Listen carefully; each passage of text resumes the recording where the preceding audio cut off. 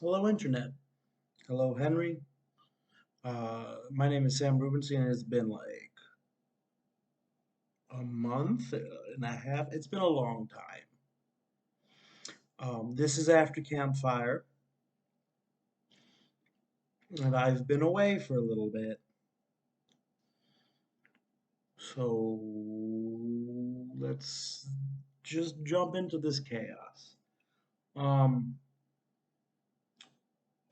Around the end of February, yeah, around the end of February, mid-March, I stopped feeling too great. I began having really bad panic attacks. I began having trouble sleeping, like really bad trouble sleeping. Um, and my mental health took a weird, sharp turn, which wasn't good. It's not great. Um, I had just worked myself to a point where I physically could not function anymore between working as a teacher, writing, publishing the book, producing for the TV show, like all of that just kind of took its toll on me in a way that I wasn't ready for. And so I just kind of shut down. Um, I literally had my book release party, had all of these good things happening. I just physically couldn't enjoy them. Uh, like the book release party was everything I've ever wanted in my life. We had a packed bar filled with people who came to see my show, and like I loved every moment of it. And then the next morning I woke up just absolutely dreading the idea that I have to suddenly go to work after this. I got that literally the next day. I got a promotion with the TV show to the associate producer, and like I couldn't enjoy any moment of it. Um, and it was just soul wrenching. Like everything hurt. Waking up was difficult. Going to school was difficult. Coming home was difficult. Cleaning my apartment was difficult. I stopped being able to take care of myself. Like my parents literally had to come and like do my laundry and help me clean, which isn't what you want. Um, and then we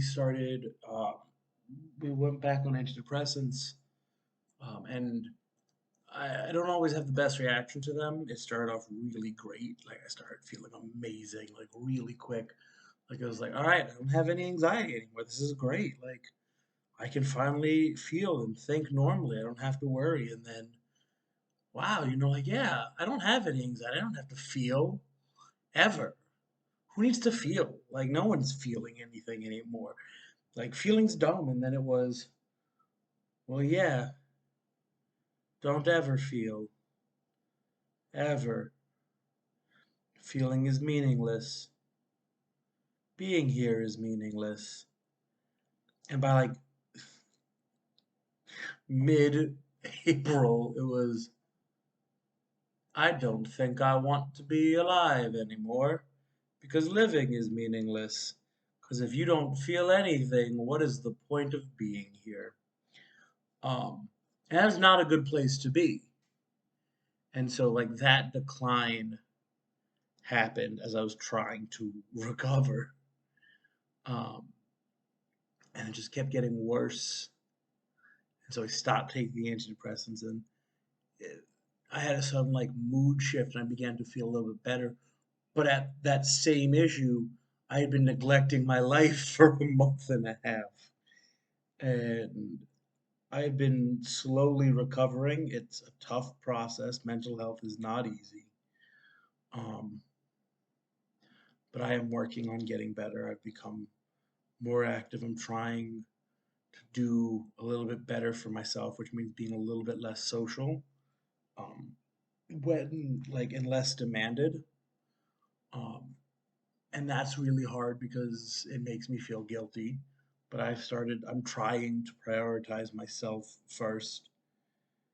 Um, and we're getting there slowly but surely. So that's why I haven't made a video. I'm feeling a good amount better, but we're not there yet. Um, I had a really bad Sunday where I couldn't be around people anymore. It's tough. Um, the moral of this story is that you should keep trying even when it's hard. Um, and you need to begin to put yourself forward. And if you're watching this video, just put yourself first. Take care of yourself. Take care of your mental health. It's so important. Um, because no one else will do it for you. Like it's just a fact. You need to take care of yourself more than anything. Um, I would love to say there's like a cool, happy end to the story, but like there's not. I'm still working. I'm still teaching. I'm still trying to be a better version of myself. Um, and I guess like we'll get there. We'll definitely get there, slowly but surely. Um, and yeah, for those who do watch this, thank you for patiently waiting. For those who don't watch this, why not? Like, why not? Um, for those who've been talking to me and haven't known about this because I'm very good at like masking, I don't tell people things often. I'm very, very quiet. Very few people knew that this was going on, other than like my parents, my brother. Um, Henry had to know because, like, how are we? He was like, why are we making videos? I was like, let me tell you, I am barely alive. Um, like a few people knew.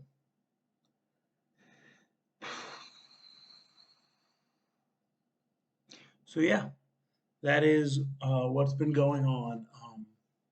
I'm sorry to be a bit of a bummer.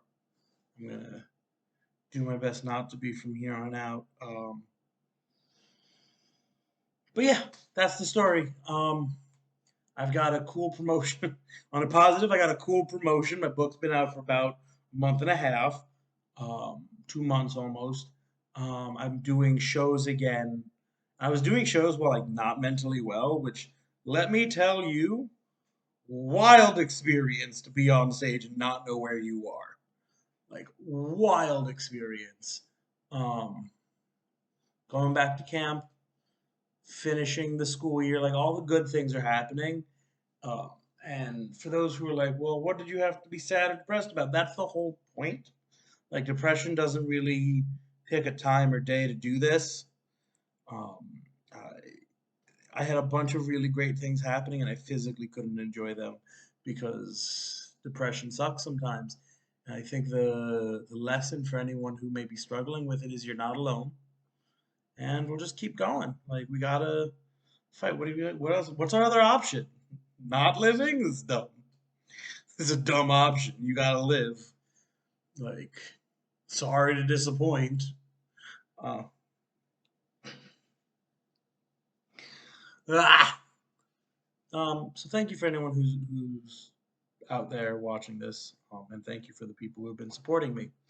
With that said, let's jump right into this. I asked Henry like a month ago, um, while mid mental breakdown, like more than a month ago at this point, while mid mental breakdown, like what is your video of choice? Your video of choice. Your job, but like terrible. Like explain it terribly. And it's really funny because my job history is like very long. Like I've been working since I was like 13, 14. So we're gonna try to do our best. All right, hear me out, hear me out, hear me out. When I was 13, I watched too much Animal Planet and said, I am an Animal Planet person. And I began just stealing blood from dogs. Like I just all the time, I would help them steal blood from dogs. They would help me in return by giving me like school and college credits. And that was how that worked. Was a deal. I traded credits for dog blood, and poop and urine and what have you. And like occasionally they would get a good pet because it would be good because dogs are great.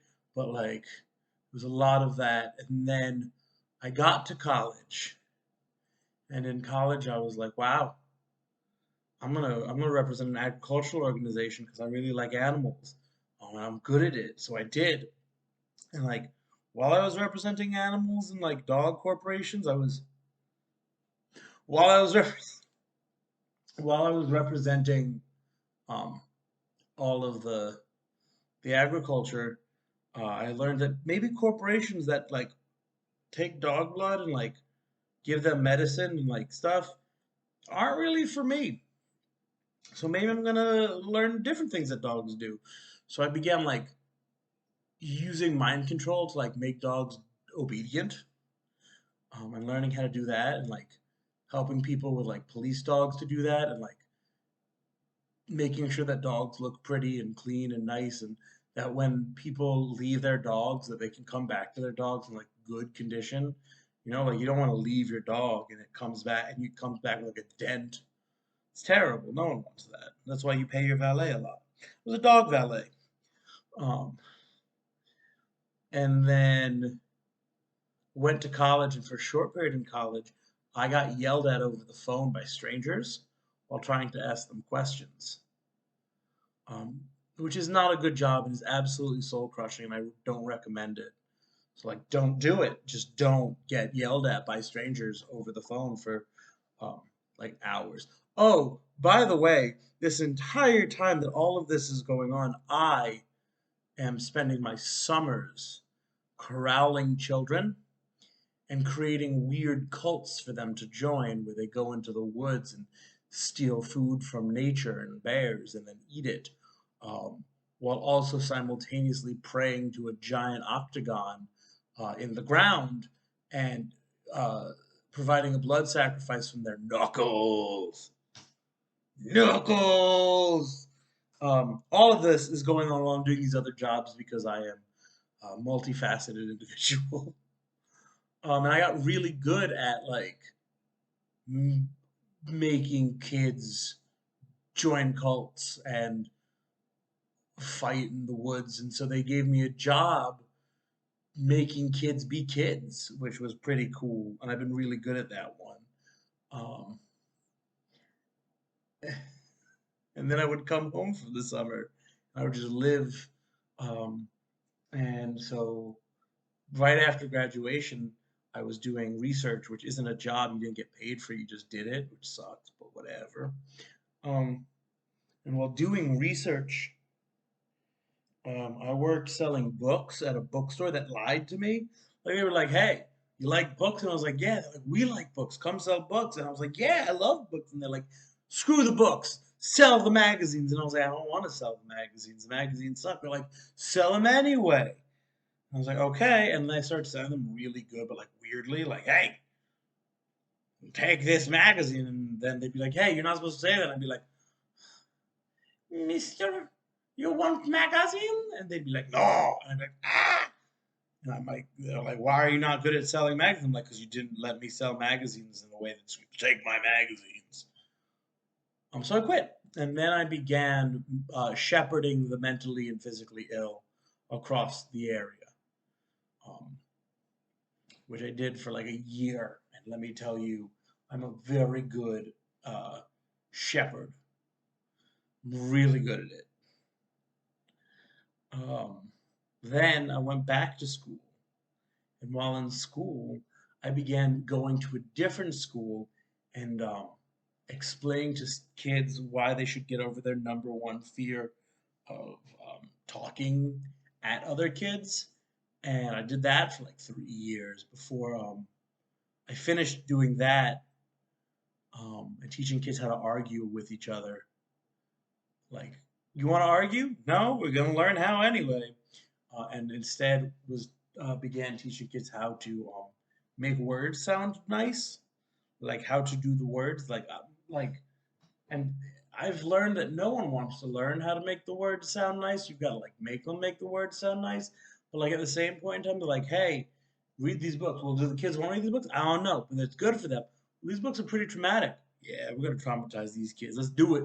And we high five. And now I'm here. All this time I'm making kids do things, and uh, I'm really good at like children. I'm great at children. I don't light them on fire. I did sometimes. I don't often light them on fire, but like I'm really good at like showing them like nonsense and making them be good at nonsense. So like that's a plus. Meanwhile, I'm making words. I make so many words. I put them in all sorts of letters and shapes and sizes, and they do word things, which is really cool. I'm really good at words. So that's my jobs. I started out stealing animal blood, and now I make words and force children to read those words and learn those words. That's pretty nifty. Um, Henry asked me about my meal prep, and I find that to be a really weird question right now because I spent the last month and a half surviving off fast food while crying on the floor. So I don't know. I don't have an answer to that question. I barely survived the past like few months.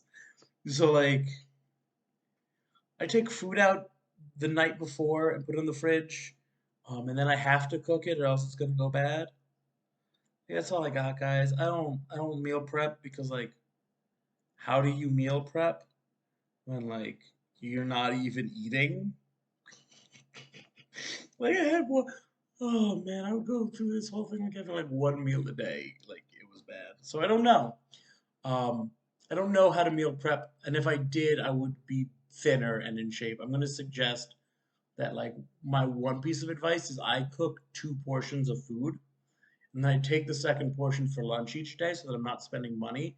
But like, I haven't done that in a month and a half, so like I can't say I actually do it. But like now that I'm getting healthy again, I'm doing it more. And that's my answer to that question. Henry, my question to you is in like I want to like have a good discussion on mental health, and so I guess I'm gonna say, Henry, what do you think about like a support system? Who is in your support system? What do they do for you? Why is it important to you? Is it not important to you? Are you a lone wolf? What is it like having a support system? Who tell me about just tell me about your life with your like who takes care of you and who do you take care of and how does it work? Tell me about it. This has been an almost 20-minute episode. It's been about 18 minutes and 40 seconds, 18 minutes, 41 seconds, 18 minutes, 42, 43, 44, 45, 46, 7, 8, 9.